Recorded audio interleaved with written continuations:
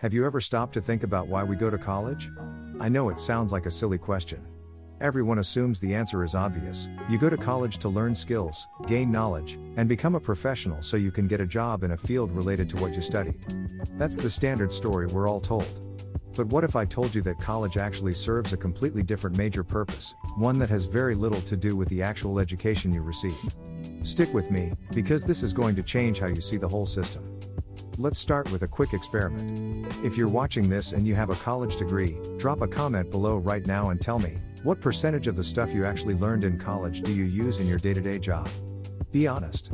If you're not a doctor, engineer, lawyer, or in some highly technical field, I'm willing to bet most of you are going to say something like 10 to 30% at best. The rest? You learned on the job, through experience, trial and error, or training your employer provided. So if college doesn't teach us most of what we need to actually do our jobs, why do millions of people spend 4, or more, years and tens, or even hundreds, of thousands of dollars getting a degree? Why do families take on massive debt? Why don't we just skip college and jump straight into apprenticeships or entry-level work? The answer lies in something economists call signaling theory.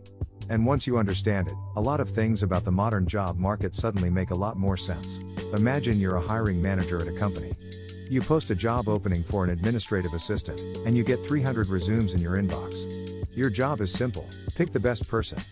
But there's a huge problem standing in your way, the problem of hidden qualities or asymmetric information. You have no idea who these applicants really are. Are they hardworking? Reliable? Smart? Quick learners? Can they handle pressure? You can't possibly know all that just by reading a resume or a cover letter. It's exactly like buying a used car.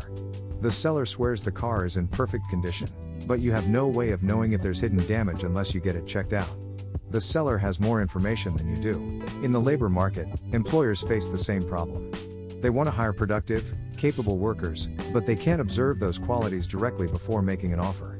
So they have to find ways to screen candidates or rely on signals that hint at those hidden qualities.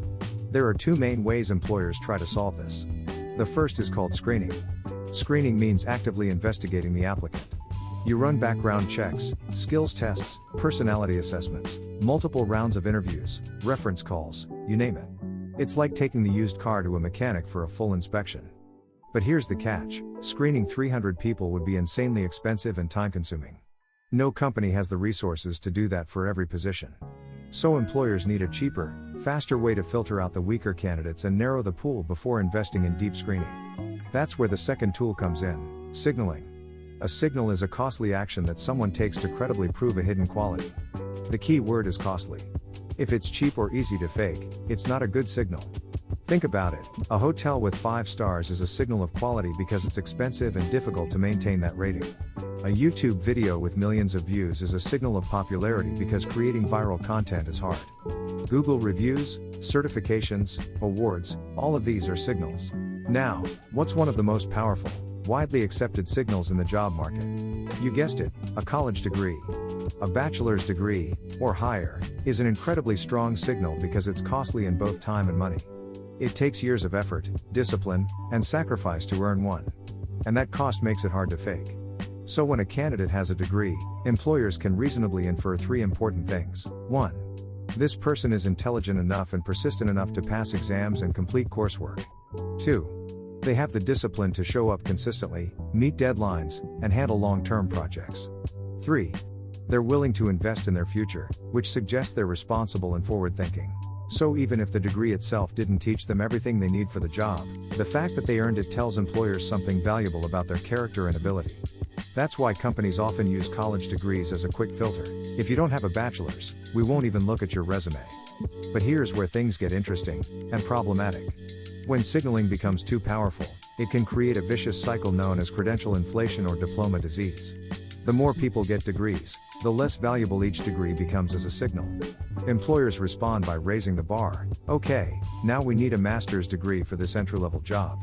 Then students respond by getting master's degrees.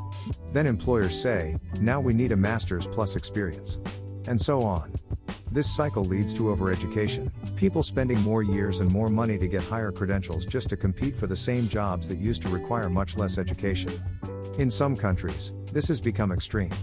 Take Spain as an example. According to recent data, nearly 40% of Spanish college graduates work in jobs that do not require a university degree, jobs like retail, hospitality, or administrative roles that high school graduates could do. In the European Union as a whole, that figure is below 25%. In Spain, when you combine underemployment and unemployment, almost half of college graduates end up in positions that don't match their qualifications. Why does this happen? Because the signaling value of a degree has become so dominant that companies require college degrees even for jobs that don't actually need them. This is credential inflation in action.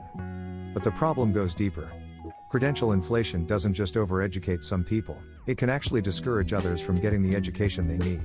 A famous study from the University of California in 2001 found that when college becomes easier to access, more seats, lower standards, the high school dropout rate actually increases. Specifically, for every 10% increase in college enrollment, high school dropout rates rose by about 33%. Why? Because if a college degree becomes too common and too easy to get, the signaling value of a high school diploma, or its equivalent, collapses. If everyone has a bachelor's degree, then having only a high school diploma makes you look like a low-ability worker. So some students who might have finished high school and gotten a decent job decide it's not worth the effort. They drop out early, thinking college is their only path to a good future, but they never make it there. This creates a polarized labor market, a large group of overeducated workers competing for limited good jobs, and another large group of undereducated workers stuck in low-skill positions. Now, you might be thinking, okay, maybe signaling is real, but isn't the root cause just that the economy doesn't create enough high-skill jobs? That's a fair question. To answer it, let's look at a place where the job market is incredibly strong: Hong Kong.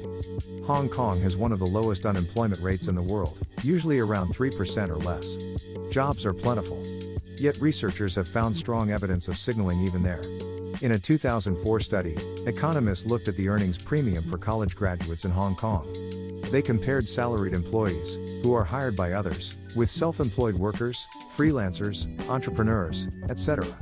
For self-employed people, signaling matters much less because no one is hiring them. They don't need to prove hidden qualities to an employer. What did the study find? College-educated salaried workers earned about 40% more than their non-college educated counterparts, but the premium was much smaller for the self-employed. In other words, a big chunk of the financial benefit of a degree came not from the skills learned, but from the signaling effect to employers. So even in a booming economy with tons of jobs, the signaling value of a college degree is still huge. Does this mean we should make college harder or limit access? No. Education is incredibly valuable for individuals and for society. The solution isn't to stop people from studying, it's to fix the signaling system. One approach is to raise the academic rigor of college degrees so that a bachelor's actually means something substantial again. Make the content more challenging and the standards higher. Yes, that might mean fewer people graduate, but those who do will have a much stronger signal. Another solution is to expand alternative pathways. In the past, many countries had shorter, more practical credentials, like 2-year diplomas or associate degrees, that gave people valuable skills without requiring a full 4-year program. Bringing back or strengthening those options would let students match their abilities and goals to the right level of education. And finally, we need to put much more emphasis on vocational training and apprenticeships. Countries like Germany and Switzerland show that strong vocational systems can produce highly skilled workers who earn great wages without ever setting foot in a university lecture hall. The bottom line is this: college isn't useless, but its main value today is often as a signal, not as a direct provider of job-ready skills.